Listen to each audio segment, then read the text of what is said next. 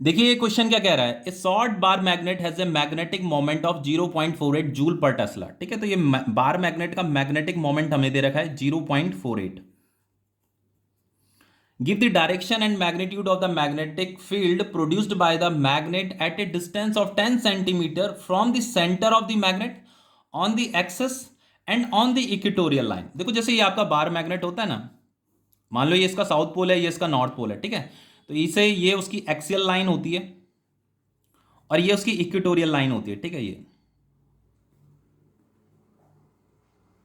तो ये सेंटर से 10 सेंटीमीटर की डिस्टेंस पे r इज इक्वल टू ये आपका 10 सेंटीमीटर है, इस पॉइंट पे हमें मैग्नेटिक फील्ड बताना है ऑन दी एक्सिस, और ये आपकी इक्वेटोरियल लाइन है। तो यहां सेंटर से r is equal to 10 centimetre पे हमें यहां पे भी मैग्नेटिक फील्ड बताना है। ठीक है, अब देखो फॉर्मूला क्या होता है मैग्नेटिक फील्ड का। तो magnetic field on axial line जो होता है, इसका फॉर्मूला होता है आपका म्यू नॉट अपॉन 4 पाई 2m/r⁻³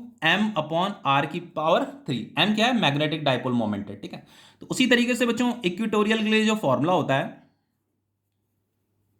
इक्वेटोरियल लाइन पे जो आप मैग्नेटिक फील्ड निकालोगे उसके लिए जो फॉर्मूला होगा वो होगा आपका म्यू नॉट अपॉन 4 पाई m/r⁻³ देखो यहाँ पे 2 आ रखा है, यहाँ पे 2 नहीं आ रखा है, बाकी फॉर्मूला वही है। तो इससे हमें यह पता चल रहा है कि एक्सियल लाइन पे जो मैग्नेटिक फील्ड होता है वो इक्वेटोरियल से दुगना होता है। ठीक है, तो हम ये भी कह सकते हैं कि इक्वेटोरियल पे कितना होता है, हाफ होता है। ठीक है, तो यहाँ पे मैं लिख देता हूं कि इक्वेटोरियल लाइन पे जो मैग्नेटिक फील्ड होगा वो एक्सियल लाइन पे जो मैग्नेटिक फील्ड होता है ना उसके हाफ होता है। ठीक है, ये भी एक रिलेशन होता है, इसे ये भी आपको पता होना चाहिए। देखिए ये जो r का वैल्यू दे रखा है 10 सेंटीमीटर है। ठीक है, ये डिस्टेंस है, जिस डिस्टेंस मतलब सेंटर से जितनी डिस्टेंस पे हमें मैग्नेटिक फील्ड बताना है। ठीक है, तो ये r is equal to 10 centimetre है, तो इसे मैं मीटर में कन्वर्ट कर लेता हूं, तो ये 10/100 हो जाएगा मीटर। ठीक है, तो इसे मैं लिख सकता हूं 10 इंटू 10⁻²मीटर, इस तरीके से इसे लिखा जा सकता है। तो सबसे पहले इसे कैलकुलेट कर लेते हैं। ठीक है, तो ये फॉर्मूला मैं लिख रहा हूं यहाँ पे, बी एक्सियल है आपका म्यू नॉट अपॉन 4 पाई 2m/r⁻³। ठीक है, तो ये हो जाएगा आपका म्यू नॉट अपॉन 4 पाई होता है आपका 10⁻⁻7 इंटू 2 इंटू मैग्नेटिक मोमेंट ये दे रखा है हमें 0.48 डिवाइडेड बाय r⁻³ है। r कितना है, ये है आपका 10 इंटू 10⁻², 10 इंटू 10⁻², ये पावर 3। अब देखो इसे थोड़ा कैलकुलेशन थोड़ा लेंदी हो जाएगा, लेंदी क्या है, इजी है। देखो ये 10⁻³ हो जाएगा और इसे मैं बोलूंगा 10⁻⁻6। ठीक है, 3×2 = 6। अब देखो इसे मैं ऊपर भेज देता हूं, अगर मैं इसे ऊपर भेज दूंगा तो ये 10⁻6 हो जाएगा, इसे ऊपर भेजूंगा तो ये 10⁻³ हो जाएगा। ठीक है, इतना समझ में आ रहा है। अब देखो ये हो गया आपका 2×8 = 16, 2×4 = 9, तो ये हो गया आपका 0.96। और इसको जब आप सॉल्व करोगे ना, देखो ये 7 3 10 और ये 10⁻10 है, 10⁻6 है, तो ये हो जाएगा आपका 10⁻⁻4 टेस्ला। ये आपका मैग्नेटिक फील्ड निकल गया ऑन एक्सियल लाइन। अब देखो इसका डायरेक्शन भी तो बताना है हमें। अब देखो डायरेक्शन कैसे पता करते हैं, डायरेक्शन यहां पे मैं लिख देता हूं पहले, along south north direction, south north direction, जैसे इसका साउथ है ये नॉर्थ है, तो जो इस यहाँ पे जो मैग्नेटिक फील्ड होगी ना उसकी डायरेक्शन ये होगी। अब देखो मुझे कैसे पता चला इधर होगी, तो देखो बच्चों एक कॉन्सेप्ट होता है, हमेशा इस चीज को याद रखना। देखो ये जो नॉर्थ पोल है, नॉर्थ पोल भी यहाँ पे कुछ मैग्नेटिक फील्ड बना रहा होगा, तो ये नॉर्थ पोल इधर बना रहा होगा। हमेशा याद रखना नॉर्थ पोल जो मैग्नेटिक फील्ड बनाएगा ना किसी भी पॉइंट पे, वो जो आपको मैग्नेटिक फील्ड बनानी है वो अवे फ्रॉम नॉर्थ पोल लेनी है।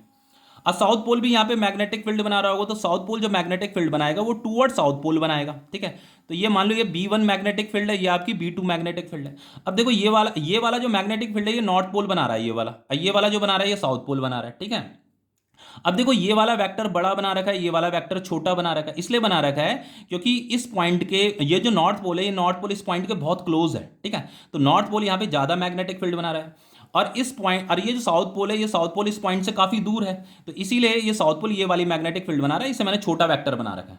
अब आप बताइए बच्चों, यहाँ पे जो रिजल्टेंट मैग्नेटिक फील्ड होगी, ये जो हमने बी एक्सियल जो हमने कैलकुलेट की है, यहाँ पे जो रिजल्टेंट मैग्नेटिक फील्ड होगी उसकी डायरेक्शन किधर होगी, इसी तरफ तो होगी, जिधर ये बड़ा वाला वेक्टर है इसी डायरेक्शन में होगी। तो इस वाली डायरेक्शन को हम क्या बोल रहे हैं, ये इस डायरेक्शन मतलब साउथ से नॉर्थ इस तरफ है, इसलिए मैंने यहाँ पे अलोंग साउथ नॉर्थ डायरेक्शन लिखा हुआ है। ठीक है, अब देखो ये तो हो गया आपका कैलकुलेट। अब इसे भी कैलकुलेट कर लेते हैं, किसे, हमें बी इक्वेटोरियल भी तो निकालना है, इक्वेटोरियल लाइन पे भी हमें मैग्नेटिक फील्ड बताना है। तो ये जो बी इक्वेटोरियल है ये क्या है, इसके हाफ हो जाएगा, बस इस फॉर्मूले को यूज कीजिए, बी एक्सियल डिवाइडेड बाय 2। तो ये बी एक्सियल तो हमने कैलकुलेट कर दिया 0.96 इंटू 10⁻⁻⁴ डिवाइडेड बाई 2, ठीक है।